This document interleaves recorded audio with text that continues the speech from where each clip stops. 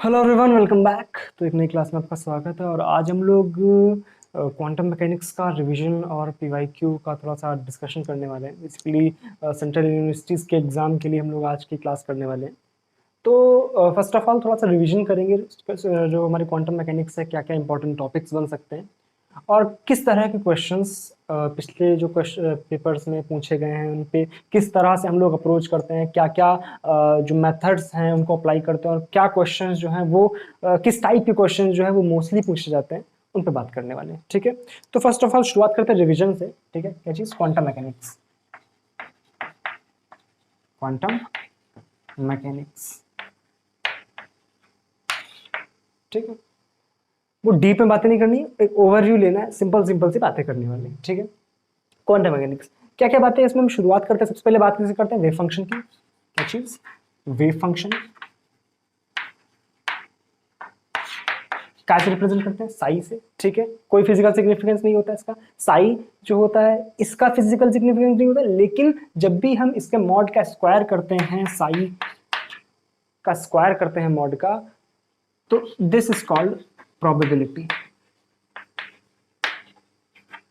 Probability मतलब क्या है कि साई का तो कोई फिजिकल सिग्निफिकेंस नहीं था, मॉड साई स्क्वायर का जो physical significance that is probability. इसको हम कैलकुलेट कर सकते हैं। बेसिकली इसको हम इस तरह से लिख सकते हैं, साई स्टार साई।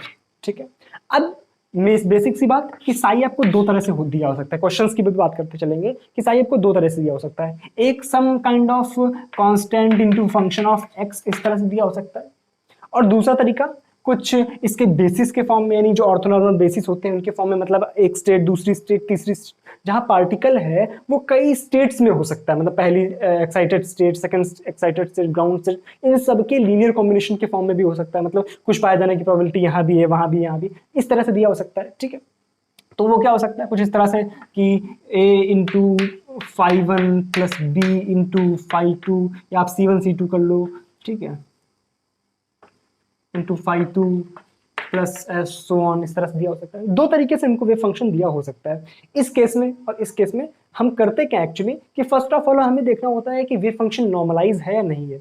इस केस में जो नॉर्मलाइजेशन की कंडीशन होती है वो ये होती है कि हम इंटीग्रल, ये हमारा साई दिया हुआ है, ठीक है, ये हमारा साई दिया हुआ है, साई स्टार साई करें और उसको इंटीग्रेट करें, तो वो अगर 1 के बराबर आ रहा है तो फंक्शन हमारा नॉर्मलाइज है, और अगर 1 के बराबर नहीं आ रहा है तो फंक्शन नॉर्मलाइज नहीं है। तो उसको हम क्या करेंगे? फर्स्ट ऑफ ऑल नॉर्मलाइज करेंगे। कैसे नॉर्मलाइज करते हैं? यानी इसको लिखेंगे a star into F x का स्टार इंटू ए इंटू एफ एक्स, है ना।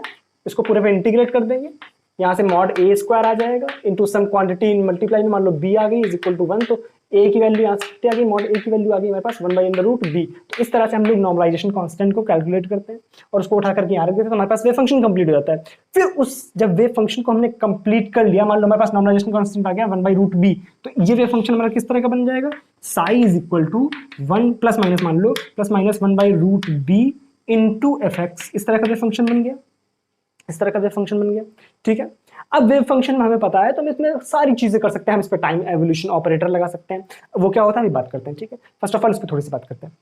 जब हमें इस तरह का वेव फंक्शन दिया होगा तो हम क्या करते हैं? फर्स्ट ऑफ ऑल ये C1 C2 C3 ये जो होते हैं ये हमारे जो बेसिस होते हैं उनके कॉन्स्टेंट्स हैं।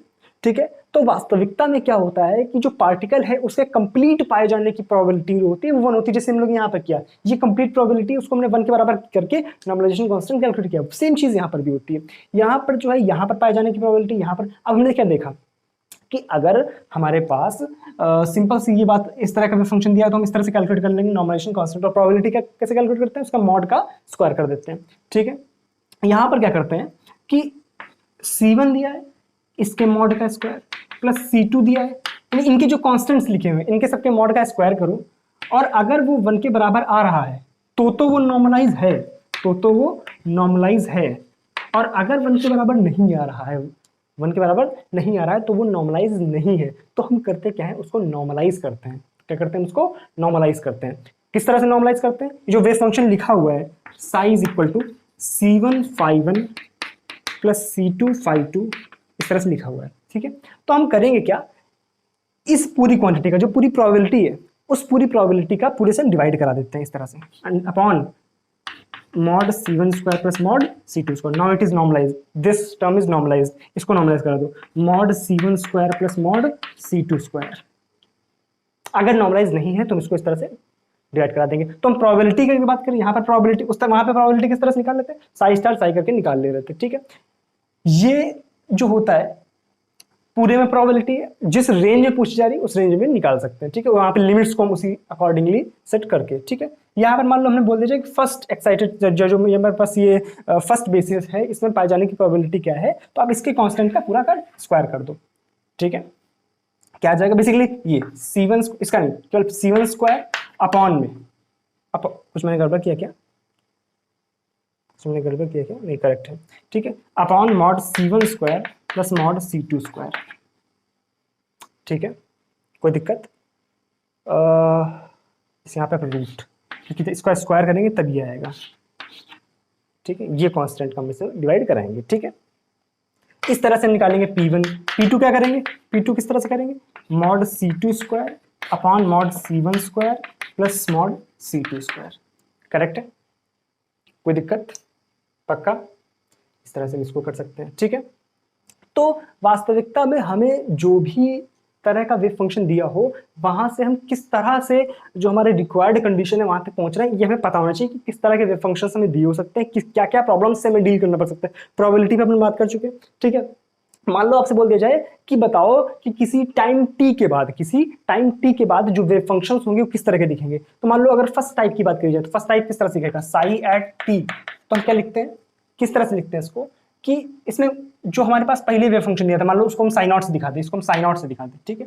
तो ये हमारा Sai not into exponential minus i by h cross into energy into T. यहाँ पे एन लिख लेते हैं, जो भी स्टेट है उसकी एनर्जी।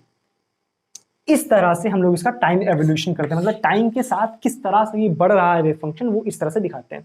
सिमिलरली जब इस तरह के वेव फंक्शन की बात की जाती है तो इसमें भी क्या करते हैं, इसमें क्या करेंगे, psi is equal to at t is equal to सब में इसी टर्म का, सारे टर्म्स में इसी टर्म का मल्टीप्लाई करा देंगे। तो C1 into e raise to power minus i by h cross into E1 t, यहाँ पे क्या हो जाएगा, E1 t into 5 plus C2 into e raise to power minus i by h cross into E2 t into 5 है ना। इस तरह से हमारे पास टाइम एवोल्यूशन हो जाएगा इसका। बात क्लियर है ना। इस तरह से इसको करते हैं। मान लो हमसे बोल दीजिए एक्सपेक्टेशन वैल्यू, क्या पूछ दिया जाए, एक्सपेक्टेशन वैल्यू। तो फर्स्ट केस में एक्सपेक्टेशन वैल्यू किस तरह से कैलकुलेट करेंगे, फर्स्ट केस में जब हम एक्सपेक्टेशन, इसको हम थोड़ा सा जगह बनाते हैं, तो फर्स्ट केस में एक्सपेक्टेशन वैल्यू कैसे कैलकुलेट करते हैं, देखो ध्यान से, क्या चीज, expectation value. Expectation value calculate करने का तरीका, मान लो कोई भी हमसे ऑपरेटर दे दिया जाए, मान लो बोल दिया जाए ऑपरेटर ए के लिए एक्सपेक्टेशन वैल्यू, आपके लिए डिफरेंट ऑपरेटर्स के लिए एक्सपेक्टेशन वैल्यू, मान लो पोजीशन के लिए एक्सपेक्टेशन वैल्यू, मोमेंटम के लिए एक्सपेक्टेशन वैल्यू पूछी जाती है, तो कैलकुलेट किस तरह से करेंगे, expectation value of that operator, मान लो ए ऑपरेटर, ठीक है, that is equal to integral psi star into वो operator into psi into dx। और अगर वो नॉर्मलाइज नहीं है तो नीचे भी साई स्टार साई का हम डिवाइड करा देंगे।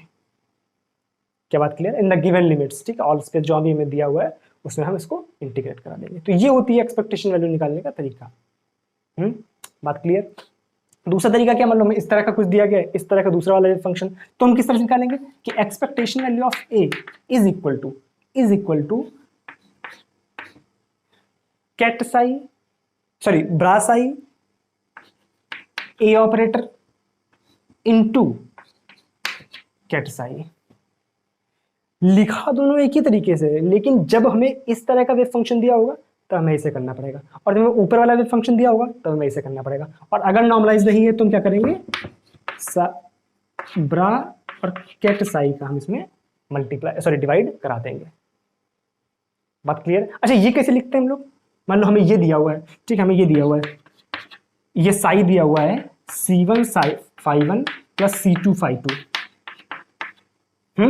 तो हम ये किस तरह से लिखेंगे, क्या चीज, bra psi is equal to C1 का स्टार, क्या चीज, C1 का स्टार, और इसका ब्रा कर दो किट का, ठीक है, यहाँ हो जाएगा phi 1 प्लस C2 का स्टार इंटू कैट की जगह यहाँ क्या कर देंगे, ब्रा phi 2।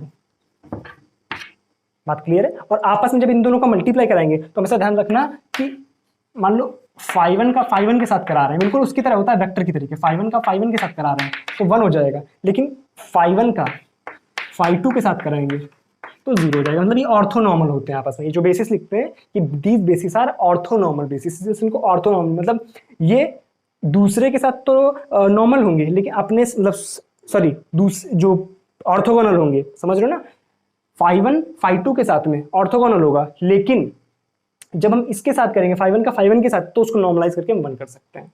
बात क्लियर है ना, इस तरह से इसको ऑर्थोनॉर्मल बोलते हैं, ठीक है। या इसको हम इस तरह से इसका जनरलाइज फॉर्म दिखा सकते हैं कि phi i into phi j is equal to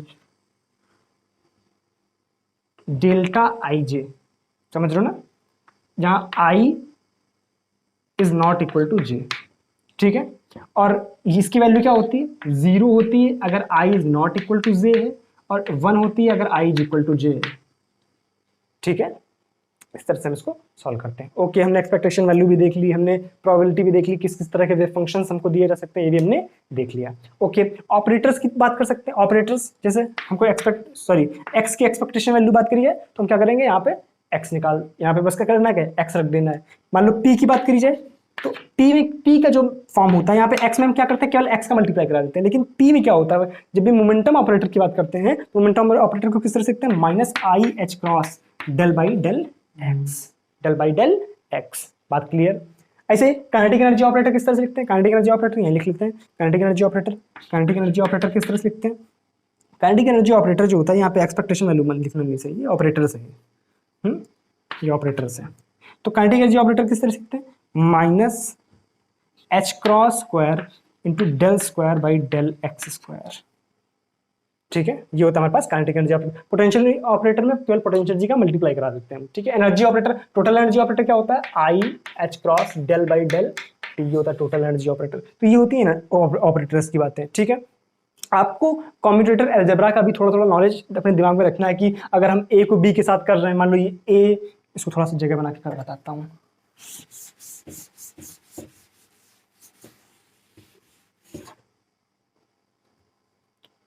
मान लो इस तरह से दिया हुआ है ना, ए कम्यूटेटर बी, तो इसको हम किस तरह से लिखते हैं, B A B minus B A. और एंटी कम्यूटेटर किस तरह दिखाते हैं, इस तरह से ए कॉमा बी, इसमें ये वाला ब्रैकेट दिखाते हैं, मिडल ब्रैकेट, तो क्या हो जाता है, ए बी प्लस बी ए।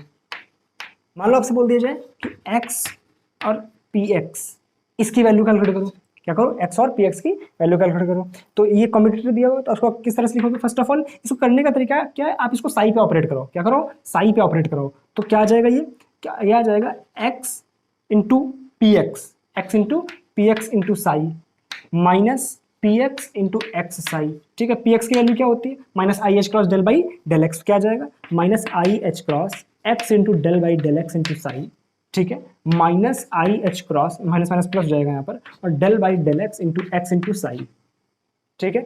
ये ए इंटू बी का लिखा हुआ डिफरेंशिएशन कर दो, क्या आ जाएगा, minus i h cross x del by del x into psi minus plus क्या आ जाएगा, आई एच क्रॉस डेल, पहले ए इंटू बी के रेस्पेक्ट में कर देना, तो ए इंटू बी का differentiation plus b into a का डिफरेंशिएशन, करेक्ट है, ये हो गया 1, ठीक है। क्या आ गया यहाँ से, ये माइनस का ये प्लस का कट गया, यहाँ से आ गया आई एच क्रॉस साई, क्या आ गया, आई एच क्रॉस साई, तो यानी x into p x, sorry x comma P x, commutator की वैल्यू क्या आएगी, आई एच क्रॉस। इस तरह से आप कई कम्यूटेटर्स की वैल्यू अपने अपने हिसाब से, मैं यहाँ पे मान लो पी एक्स स्क्वायर कर दें तब किस तरह से करेंगे, मान लो कुछ और ऑपरेटर दे दिया जाए तो वहाँ पर उसकी वैल्यूज निकालना आपको आना चाहिए, ठीक है। ये बात हमने कर ली। अब इसके बाद क्या बातें करते हैं कि अब हमें डिफरेंट सिस्टम्स के लिए जो वेव फंक्शंस होते हैं, जो प्रोबेबिलिटीज होती हैं, जो एनर्जीज होती हैं, उनको कैलकुलेट करना आना चाहिए, ठीक है। लाइक हमारे पास 1D बॉक्स, ठीक है, 2D box, 3D box, harmonic oscillator, 3D 2D 1D सबकी केस में हमें वो थोड़ी थोड़ी बातें आनी चाहिए, क्योंकि वहाँ से क्वेश्चन भी बनते हैं। सपोज हम लोग 1D बॉक्स की बात करें, क्या बात करें, 1D बॉक्स के लिए, ये तीनों बॉक्सेस के साथ में बात करते रहेंगे, ठीक है। 1D बॉक्सेस की बात करते हैं, मतलब इसको क्या बोलते हैं, deep square well potential, sorry या इनफाइनाइट स्क्वायर वेल पोटेंशियल, ठीक है, या डीप बोल सकते हैं, ठीक है। कई जगह पे इस तरह के नामकरण लिखे होते हैं, ठीक है। इसका वेव फंक्शन किस तरह लिखते हैं, मान लो 1D है तो इसका वेव फंक्शन किस तरह लिखते हैं, √2/a into sine n pi x by a। ठीक है, ये क्या है 1D में वेव फंक्शन। मान लो 2D में बोल दिया जाए तो ये सीधे हम बॉक्सेस लिख लेते हैं। ठीक है, बॉक्सेस। ठीक है, 1D 2D 3D सारे हैं, 1D 2D 3D। ठीक है, क्वांटम मैकेनिकल है ये, आपके टीवी का डब्बा नहीं है। ठीक है, तो 2D में किस तरह लिखेंगे, 1D के लिए हो गया, ये 1D के लिए हो गया। 2D में √2/a। अब मान लो हो सकता है कि बॉक्स की लेंथ जो है, बॉक्स की लेंथ जो है मतलब आपको दे दिया जाए कि सेम भी हो सकती है, मतलब जो x डायरेक्शन में वही y डायरेक्शन हो, सेम नहीं भी हो सकती, तो हम लोग उसको ax ay से लिख के चल देंगे। तो 2/ax √2/ay into sine n pi x by ax into sine n pi y by ay। Similarly आप 3D में खुद से लिख सकते हो। ठीक है, एनर्जी की बात करी जाए तो यहाँ पे एनर्जी किस तरह से लिखते हैं, एनर्जी का फॉर्मूला क्या था, En is equal to nx, यहाँ सिंपल n है तो n लिख लो, n square pi square x square square, यहाँ भी आप nx ny कर लो, है ना, अपॉन 2ma स्क्वायर। यहाँ पे एनर्जी का क्या फॉर्मूला आता है, En इज इक्वल टू या nx ny is equal to nx square plus ny square into pi square h cut square, और यहाँ पर आ जाएगा आपका nx square upon ax square plus ny square upon ay square. अगर बराबर होगा तो x is equal to ay तो उसको हम बाहर कर लेंगे। ठीक है, अपॉन 2m। ठीक है, इस तरह से 3D में कर सकते हैं। ठीक है, अच्छा बेसिक से जो बातें ये तो हमने लिख दी। अब जनरली हम जल्दी से क्वेश्चंस किस तरह से करते हैं, मान लो हमको दिया गया है कि कुछ प्रोबेबिलिटी के टर्म्स बातें करें, तो प्रोबेबिलिटी हमको डायरेक्ट थोड़ी सी याद होनी चाहिए। किस तरह से, मान लो हमारे पास ये बॉक्स होता है, ठीक है, ये बॉक्स है, ठीक है, ये मान लो इसका मिड पॉइंट है, ठीक है, इस तरह से मिड पॉइंट हो सकता है। ठीक, इधर की टोटल प्रोबेबिलिटी क्या होगी, हाफ, इधर पाए जाने की टोटल प्रोबेबिलिटी क्या होगी, हाफ। वेव फंक्शन कुछ इस तरह से मान लो दिखता है, मान लो ग्राउंड स्टेट का वेव फंक्शन देखा जाए। ठीक है, आप इस तरह से लाइन हमने खींची। ठीक है, ध्यान से देखो तो जितना पोर्शन, अब एक तरीका ये भी तो हो सकता था कि ये पूरा यहाँ पे भरा हो। ठीक है, तो जितनी प्रोबेबिलिटी इधर है उतनी प्रोबेबिलिटी इधर है। अब ध्यान से देखो तो जितना पोर्शन यहाँ पे कैंसिल है, जितना पोर्शन यहाँ पे इस वाले 1/4 पोर्शन में, अब इसका 1/4 कर दो, इधर भी 1/4 कर दो। ठीक है, तो इधर 1/4 के इधर जितना पोर्शन नहीं है उतना ही ज्यादा पोर्शन 1/4 के इधर है। सिमिलरली इधर है, इसका मतलब क्या है, इधर टोटल 1/2 थी, इधर क्या कर सकते हैं, यहाँ पे अगर हम देखा जाए तो 1/4 नहीं है, यहाँ पे 1/4 से कुछ कम है और यहाँ पे 1/4 से कुछ ज्यादा है, तो इस जगह प्रोबेबिलिटी क्या होती है, 1/4 से कुछ कम, यानी -1/2 पाई। कितनी कम होती है, 1/2 पाई। और यहाँ पे क्या होती है, 1/4 प्लस 1/2। आप डायरेक्ट यहाँ से याद रख सकते हो, आपको ज्यादा कुछ करने की जरूरत नहीं पड़ेगी। ठीक है, यहाँ पे कितनी होगी, 1/4 प्लस 1/2 पाई, और यहाँ पर कितनी होगी, 1/4 माइनस 1/2 पाई। अब आपसे बोल दिया जाए कि ये हमारा क्या होता है 0, ये क्या होता है a, यहाँ पे क्या होता है a/2, यहाँ पे क्या होता है a/4, यहाँ पे क्या होता है 3a/4। अब आपसे कहीं से भी कहीं तक पूछ लिया जाए, आपसे a/4 से a/2 तक पूछ लिया जाए, आपसे a/4 से 3a/4 कहीं तक भी पूछ लिया जाए, आप आराम से निकाल सकते हो। डायरेक्ट आपको अगर याद है तो मतलब कैलकुलेशन से बच जाओगे, कैलकुलेशन से बच जाओगे। ओके, यहाँ पे डिजेनरेसी वगैरह भी आपको याद रखनी। डिजेनरेसी हम किस तरह से देखते हैं कि मतलब एक ही एनर्जी के कई लेवल्स हो, मतलब ऐसे कई सारे लेवल्स जिनकी एनर्जी सेम हो, उसको बोलते हैं डिजेनरेसी।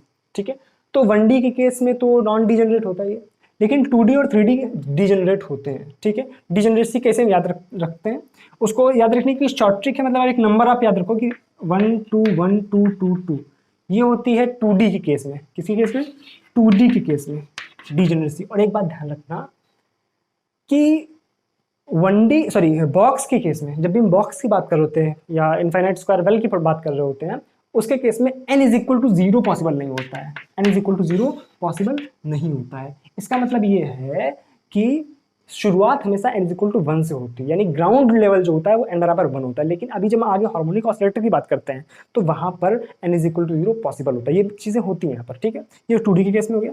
और 3D के केस में क्या होता है, 1 3 3 1 6 3 3 6 3 3 6। ठीक है, ये होता है 3D के केस में डिजेनरेसी।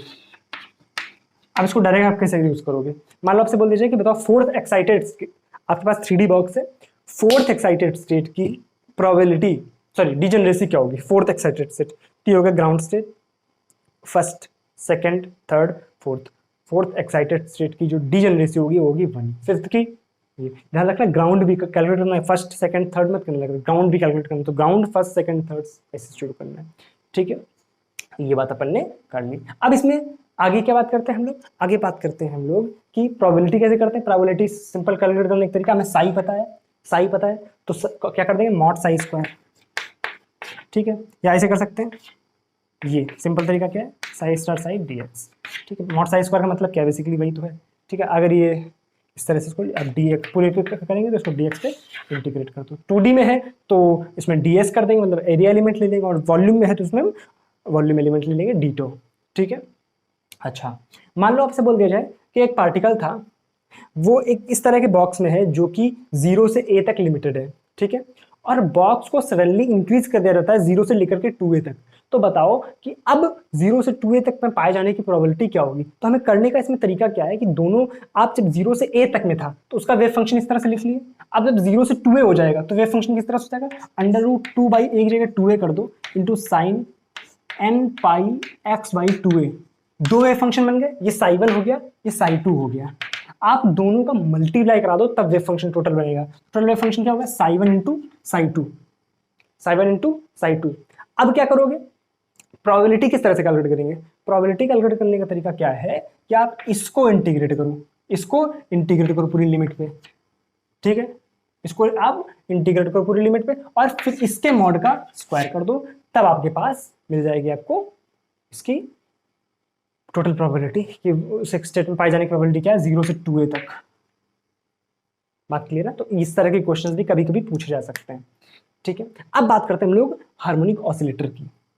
तो हार्मोनिक ऑसिलेटर के केस में जो मेन बातें हम याद रखते हैं वो क्या होती हैं कि फर्स्ट ऑफ ऑल इसमें जो वेव फंक्शन होता है वो कुछ हार्माइट पॉलिनॉमियल के फॉर्म में होता है, something Hermite polynomial into exponential minus alpha square something इस टर्म में होता है। तो उसमें बहुत ज़्यादा क्वेश्चंस वहाँ से आने की प्रोबेबिलिटी नहीं होती। मेन चीज़ हमें क्या क्या याद रखना होता है कि जो हार्मोनिक ऑसिलेटर है, harmonic oscillator, quantum harmonic oscillator, इसके केस में एनर्जी किस तरह से करते हैं, जो हमारे पास 1D के केस में अगर बात करें तो एनर्जी किस तरह से कैलकुलेट करते हैं, वो होती है nx या simple n+1 by 2 n+1 by 2 into h cut omega, या एच न्यू भी लिख सकते हो, ठीक है, या इसको लिख सकते हैं n+1 by 2 into H new, ठीक है, कई जगह पर इसे भी लिखा होता है, ठीक। 2D के केस में क्या होता है, E is equal to nx, भाई यहाँ पे nx plus half plus ny plus half करोगे तो क्या जाएगा, nx प्लस ny और हाफ मिलकर हो जाएगा 1, बन गया h क्रॉस ओमेगा। 3D के केस में क्या होती है energy, E is equal to nx plus ny plus nz, और इसमें 1/2 और जोड़ दो क्या हो गया 3/2 इंटू एच क्रॉस ओमेगा, ठीक है, ये एनर्जी होती है। अच्छा, डिजेनरेसी क्या होती है इस केस में, इसमें तो कोई नो डिजेनरेसी, इस केस में डिजेनरेसी क्या होती है, इस केस में डिजेनरेसी होती है 1, ये क्या हमारे पास डिजेनरेसी है, ठीक है। इस केस में डिजेनरेसी क्या होती है, n+1 n+2 divided by 2, I think कोई गड़बड़ नहीं है, let me check it, correct है, ठीक है। तो ये क्या है, n+1 n+2 बाई 2, ठीक है, ये आ गया हमारे पास।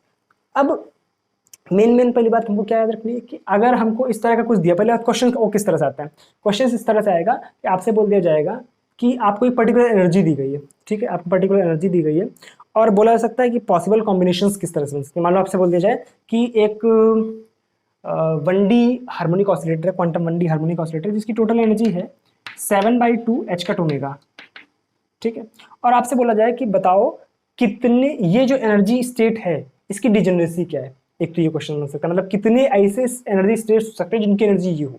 तो हम क्या करने का तरीका क्या, अगर 1D है तो इसका मतलब क्या है, इसको हम किस रख सकते हैं, n+12 एच कट ओमेगा, ठीक है, एच कट ओमेगा से H cut omega cancel out, n+12 है तो हाफ इधर भेज दो, तो n की वैल्यू कितनी आ गई 7 - 1/2 है ना, 3, n की वैल्यू कितनी आ गई 3। ओके सॉरी इसको आप एक काम करो, इसमें तो डिजेनरेसी होगी नहीं, सिंपल 1 n की वैल्यू कोई 3 आ गई, आप इसको बोल दो कि ये 1D ना होकर के ये 2D है, ये क्या है, ये 2D है, ये 2D है। अगर ये 2D है या 3D सिंपल ले लो और अच्छा केस, ये 3D है, अगर 3D है तो 3D के केस में एनर्जी क्या होती है, अगर ये 3D है तो 3D के केस में एनर्जी क्या होती है, ये तो nx plus n y plus n z plus 3/2 into h cross omega. ठीक है, एच क्रॉस ओमेगा से h cross omega cancel out हो गया। N x plus n y plus n z की वैल्यू क्या आ गई, n x plus n y plus n z की वैल्यू क्या आ गई, 7 माइनस 3/2 यानी आ गया 4/2 यानी आ गया 2। यानी इन तीनों की समेशन जो होना चाहिए वो 2 होना चाहिए। तो कैसे कैसे हो सकता है, अगर हमें n x plus n y plus n z की वैल्यू 2 करनी है तो कैसे कैसे कर सकते हैं, इसको आप 0 रख दो, इसको 1 1 रख दो, इसको आप 1 रख दो, इसको 0 रख दो, इसको 1 रख दो, इसको 1 1 0 इस तरह से कर दो, इसको 0 2 0 कर दो, 2 0 0 कर दो, 0 0 2 कर दो। क्या ये सारी पॉसिबल कॉम्बिनेशन है?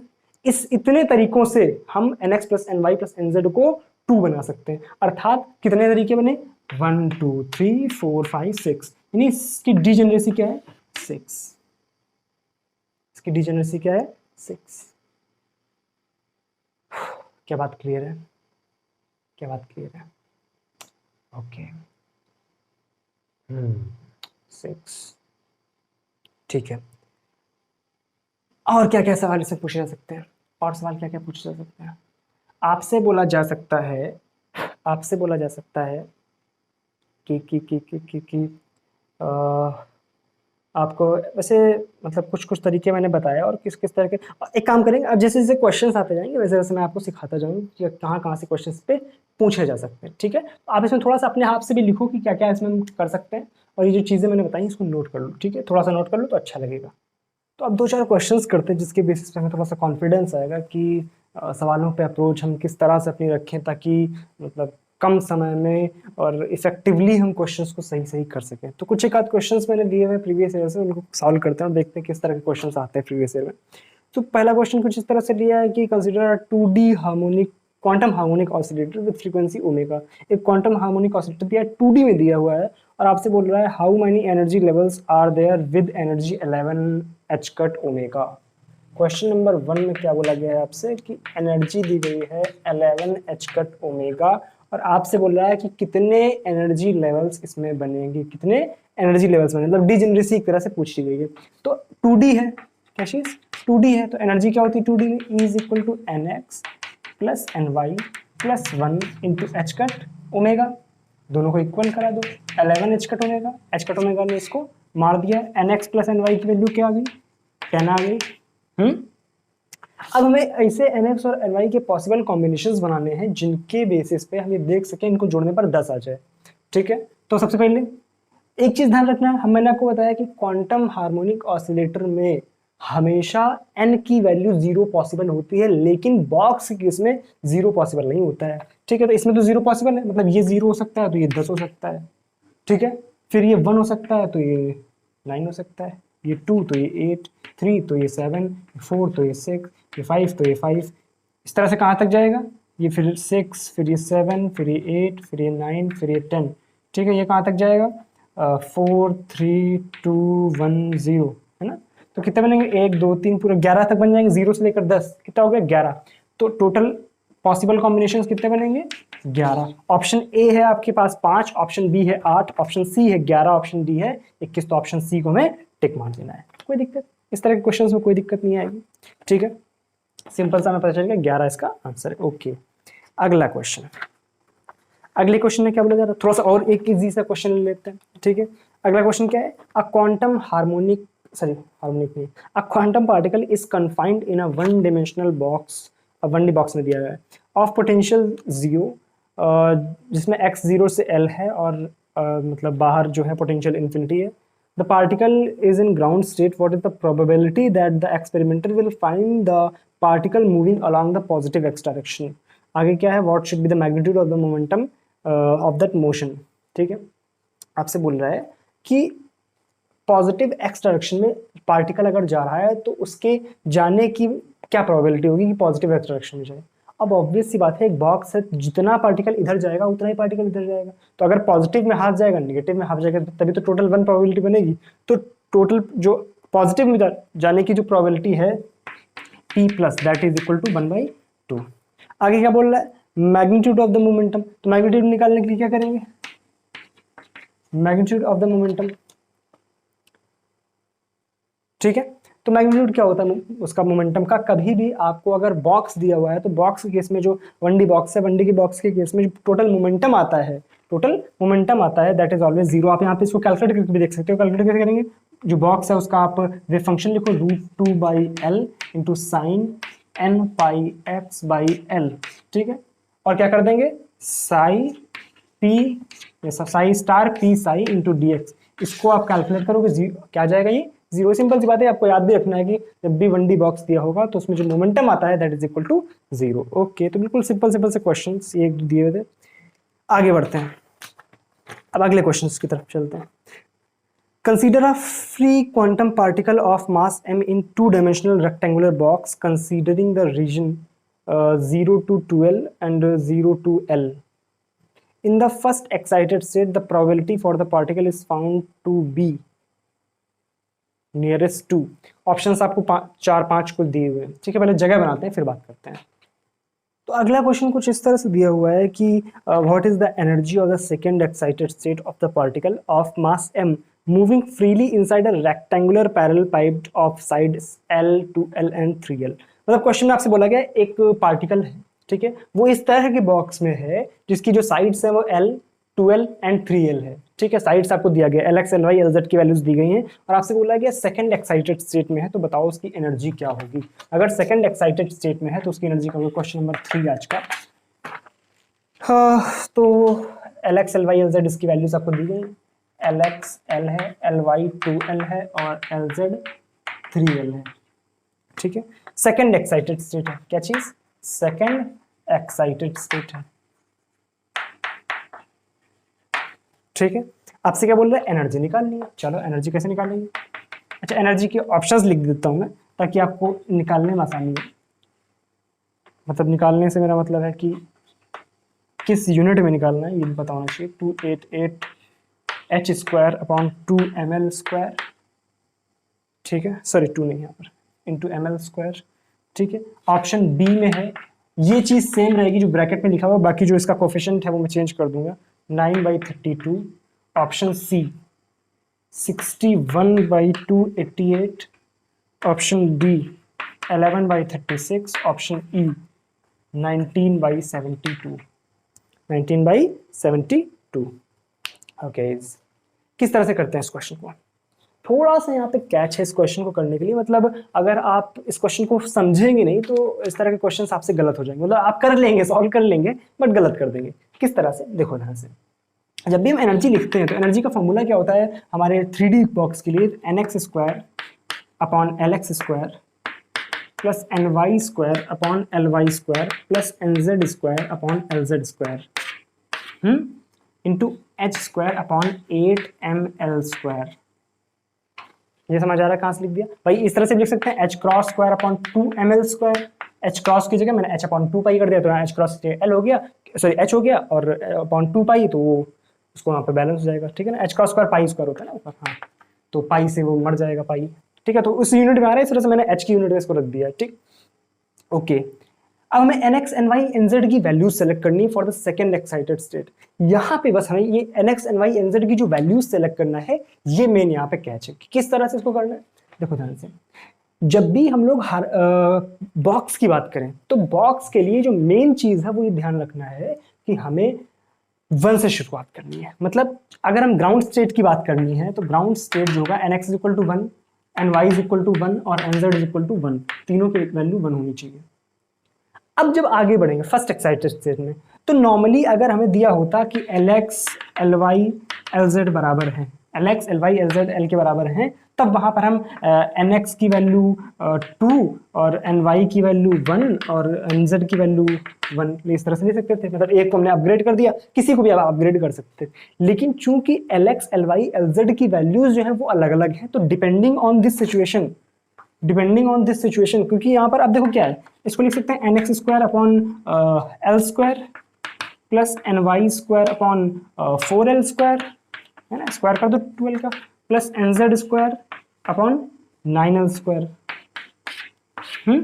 Into h² / 8ml²। करेक्ट है। तो अगर ये एल स्क्वायर नीचे हो रहा है तो आप कहीं पर भी कोई संख्या रखते हैं, मान लो यहाँ पर आप 2 रखो, अगर सोचो नीचे एल तीनों में एल स्क्वायर है तो आप यहाँ पर 2 स्क्वायर रखो, चाहे यहाँ पर रखो चाहे यहाँ पर रखो, ठीक है ना। मतलब आप इसको चाहो तो 1 कर लो, इसको 2 कर लो, इसको 1 कर लो, है ना। तो इसमें आप अदला बदली कर सकते हो, लेकिन क्योंकि यहाँ पर जो इसके कोफिशिएंट्स हैं वो अलग अलग, मतलब यहाँ पे जो 4 है, यहाँ पे 9 है, तो इसको आप अलग अलग नहीं कर सकते। उसका मतलब क्या है, हमें देखना पड़ेगा कौन सी एनर्जी पहले आ रही है, कौन सी एनर्जी बाद में आ रही है, ठीक है। तो फर्स्ट ऑफ ऑल हमें करना क्या है, हमें कम से कम एनर्जी चाहिए, वो होगी फर्स्ट की, और उससे ज्यादा जो होगी वो होगी सेकंड की। तो मैंने थोड़ा सा दिमाग लगाया, यहाँ पर थोड़ा सा दिमाग लगाया, तो मैंने सोचा कि अगर मैं यहाँ से एल स्क्वायर को बाहर निकाल दूं, अगर मैं एल स्क्वायर को यहाँ से बाहर निकाल दूं, तो ये एल, सॉरी पहले से मैंने लिख दिया था, चलो ठीक है, यहाँ यहाँ 8m, ठीक है, ध्यान रखना, यहाँ पे करेक्ट कर लेना, क्योंकि एल एल जो का टर्म है वो अंदर है, तो इस वजह से यहाँ पे 8m, ठीक है। एल को मैंने बाहर निकाल दिया, तो अब अंदर तो एल बचा नहीं। अब बहुत ध्यान से देखो, तो अब यहाँ पे केवल nx स्क्वायर बचा, तो nx की वैल्यू अगर मान लो 1 रखी है हमने, तो 1 में कुछ फ्रैक्शंस ऐड करेंगे, तो 1 में कुछ फ्रैक्शंस ऐड करेंगे तो 1 से थोड़ी बड़ी संख्या आ जाएगी। लेकिन सोचो हमने nx की वैल्यू को 2 रख दी, तो यहाँ पर 2 2 4 हो जाएगा, और 4 में कुछ फ्रैक्शंस ऐड करेंगे तो बड़ी संख्या आएगी, लेकिन हमें छोटी एनर्जी चाहिए। तो एक चीज तो हमने समझ ली कि यहाँ पर nx की जगह पर हम 1 रख सकते हैं, और ny की जगह पर 2 मान लो, और nz की जगह पर 1 मान लो, या ny की जगह पर 1 मान लो और nz की जगह पर 2 कर सकते हैं। मतलब इसको तो मैं फिक्स रखना है, क्योंकि यहाँ पर अगर हमने इसको काफी बड़ा कर दिया, यहाँ पर हमने 2 रख दिया, तो ये बहुत बड़ी संख्या बन जाएगी, मतलब वो बड़ी एनर्जी हो जाएगी। लेकिन हमें अभी छोटी से बात करनी, तभी तुम धीरे धीरे ऊपर बढ़ते हैं। सॉरी, बीच में थोड़ा सा जो प्रतिरोध है वो उत्पन्न हो गया था, ठीक है। एक्चुअली हुआ क्या कि क्लास चलते चलते ये जो डिवाइस है जिससे रिकॉर्ड हो रहा है, ये हीट की वजह से, इतनी ज़्यादा गर्मी हो रही है, हीट की वजह से इसमें जो ग्लिच आ गए थे, तो जो आगे की थोड़ी क्लास रिकॉर्ड हो चुकी थी उसको मैंने वहाँ से हटा करके फिर दोबारा से जहाँ से ग्लिच आया था उसी जगह से मैं दोबारा इसको एक्सप्लेन करता हूँ। मैंने क्या बताया, मैंने बताया कि यहाँ पे nx की वैल्यू को हमने 1 फिक्स कर दिया, क्योंकि हमें जो है एनर्जी छोटे से बड़े जाना है, इस वजह से हमने nx की वैल्यू को 1 कर दिया। इसमें हम 1 2 और 2 1 करके चेंज कर सकते हैं। इसका मतलब क्या है कि इस टर्म में nx स्क्वायर हमने 1 कर दिया, यानी ये आ गया हमारे पास 1 प्लस, पहले हम ले लेते हैं ये वाला कॉम्बिनेशन 2 1 का, तो यहाँ पर 2 रखेंगे तो 2 2 4/4 प्लस 1/9 आ जाएगा, ठीक है। इसको आप सॉल्व करो, क्या आ जाएगा, 1 ये आ जाएगा, 9 2 18 19/9, 19/9, और मैंने तो यहाँ पर सॉल्व भी किया था इसको, ठीक है, मैंने इसको यहाँ पर सॉल्व भी किया था, क्योंकि अब वो थोड़ा सा गड़बड़ हो चुका है, इस वजह से यहाँ पर दोबारा से मैं इसको देख रहा हूँ। तो आप 19/2 को सॉल्व करेंगे तो 2 पॉइंट समथिंग आ जाएगा। और दूसरा वाला क्या है, 1 1 2, दूसरा क्या आ रहा है 1 1 2, तो 1 प्लस 1/4 प्लस 1/9, आप इसको सॉल्व करोगे तो क्या आएगा 61/36, इसको मैंने सॉल्व कर लिया था, ठीक है। और इसको आप सॉल्व करो 36 दूना 72, लगभग 2 से कम आएगा, तो ये 1 पॉइंट समथिंग आ जाएगा। तो इसका मतलब क्या है, कम और कम कौन सा आ रहा है, ये वाला कम है और ये वाला ज्यादा है। इसका मतलब क्या है, पहले ये वाली एनर्जी आएगी। ग्राउंड में क्या क्या था, ग्राउंड में था हमारे पास 1 1 1 का जोड़ा, ग्राउंड में क्या था हमारे पास 1 1 1 का जोड़ा, 1 1 1 का जोड़ा। उससे ज्यादा में किस में आया, इसमें जब हमने 1 2 1 और 1 1 2 में चेक किया तो किसका ज्यादा आया, 1 1 2 वाला ज्यादा, सॉरी हाँ कुछ गड़बड़ किया क्या, यहाँ पे 4, यहाँ पे 4, ठीक है। हाँ, तो 1 1 2 वाला जो है वो थोड़ा सा ज्यादा आया, इस तरह से, सॉरी कम आया, 1 1 2 वाला थोड़ा सा कम आया, तो 1 1 2 वाले को हमने पहले रख दिया। फिर उसके बाद किसका आया 1 2 1 वाला, ये किसका था 1 2 1 वाला, तो 1 2 1, इसका मतलब क्या 1 2 1 वाला थोड़ा सा ज्यादा आ रहा है और 1 1 वाला 2 वाला कम आ रहा है। इसका मतलब ये हो गया ग्राउंड स्टेट, ये हो गया फर्स्ट एक्साइटेड स्टेट, और ये हो गया second excited state. Second excited state का मतलब क्या हो गया कि इसी के लिए तुम्हें बात करनी है।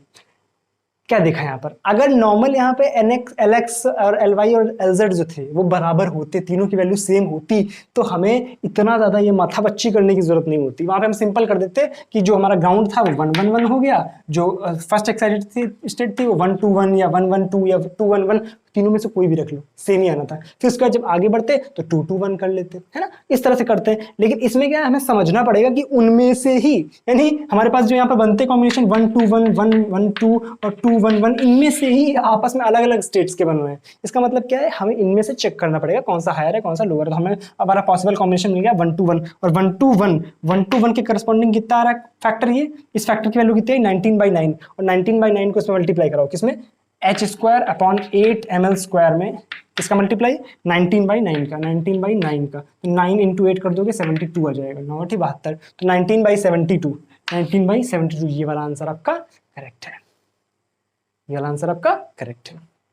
कि बात समझ आइए कि एक्चुअल में हम कर क्या रहे हैं कि हमें ध्यान रखना है कि अगर हमारे पास जो उसकी डायमेंशंस हैं, डायमेंशंस का बहुत ज़्यादा खेल हो रहा है यहाँ पर। अगर डायमेंशंस अलग अलग हैं तो हमें चेक करना पड़ेगा कि किस स्टेट की एनर्जी ज़्यादा है और किस स्टेट की एनर्जी कम है। उसके करस्पॉन्डिंग हम NX और NY की वैल्यूज़ को सेलेक्ट करेंगे। ये नहीं है कि हम कुछ भी सिलेक्ट कर रहे हैं, ठीक है ना, कि हम जो रेक्टिफिकेशन हुआ वही सब कर दिया। नहीं, हमें देखना पड़ेगा कि एक्चुअल में किस वैल्यू के करस्पॉन्डिंग एनर्जी ज़्यादा आ रही है और किस वैल्यू की करस्पॉन्डिंग एनर्जी कम आ रही है। क्या बातें क्लियर है? पक्का? चलो इसको उतारो। तो अगले क्वेश्चन की तरफ बढ़ते हैं। अगला क्वेश्चन में भी कुछ इसी तरह की एक कैच है कि उसको आपको समझना पड़ेगा कि consider a free quantum particle of mass m in 2 dimensional rectangular. अब यहाँ पे 2D बॉक्स दिया हुआ है जिसमें डायमेंशंस जो आपको दी हुई है, क्वेश्चन नंबर आज का शायद 4th है। तो इसमें डायमेंशंस दी हुई है, इसकी x है 0 से 12 है, 0 से 12 है, और y जो है वो 0 से l है। फिर से देखो, जब भी इस तरह की कंडीशन मिल जाए आपको कि जो x और y है वो सेम ना हो, मतलब उनकी जो डायमेंशंस वो डिफरेंट हो, तो वहां पर आपको चेक करना पड़ेगा जो NX और NY है उनमें आपको चेक करना पड़ेगा थोड़ा सा, ठीक है। इन द फर्स्ट एक्साइटेड, अब फर्स्ट एक्साइटेड स्टेट है, मतलब ग्राउंड में तो नहीं है, ग्राउंड का तो क्लियर 1-1 होता है, लेकिन फर्स्ट एक्साइटेड स्टेट में क्या उसको चेक करना पड़ेगा हमें, ठीक है। तो the probability of the particle, probability निकलता नहीं कभी कभी, ठीक है। प्रोबेबिलिटी निकालनी है, किस रीजन में निकालनी है? रीजन दिया गया आपको L/2 से L है x का, और 0 से 3L/4 है y का। इस रीजन में आपको प्रोबेबिलिटी निकालनी है, ठीक है। टोटल ये रीजन है और इतने रीजन में आपको प्रोबेबिलिटी निकालनी है। तो हमें प्रोबेबिलिटी निकालनी है, वेव फंक्शन पता होना चाहिए। वेव फंक्शन के लिए क्या करेंगे? वेव फंक्शन किस तरह से लिखते हैं कि √2/L, √2/L, x में कितना L? 2L है, ठीक है, इंटू √2/Ly, Lx की वैल्यू ये है, Ly की वैल्यू कितनी है? L, इंटू साइन NX पाई x/Lx, Lx फिर से कितना है? 2L, इंटू साइन NY पाई y/L, करेक्ट है। अब बचा क्या? NX और NY की वैल्यूज। तो हमें क्या पता है ग्राउंड में कितनी होती है? 1-1, NX और NY, ठीक है। चेक किस बेसिस पे करना है? एनर्जी के बेसिस पे, कि पहले कौन सा, भाई यहाँ पे फर्स्ट एक्साइटेशन ये भी तो हो सकता है 1-2, यही हो सकता है 2-1, कौन सा होगा ये हमें चेक करना है एनर्जी के बेसिस पे कि 1-2 पहला होगा। अगर Lx और Ly बराबर होते, अगर Lx और Ly बराबर होते तो ये सेम एनर्जी को रिप्रेजेंट करते, लेकिन चूंकि यहाँ पे Lx और Ly बराबर नहीं है तो ये डिफरेंट एनर्जीज को रिप्रेजेंट करेंगे। इस तरह से हमें चेक करना पड़ेगा। एनर्जी का फॉर्मूला क्या था?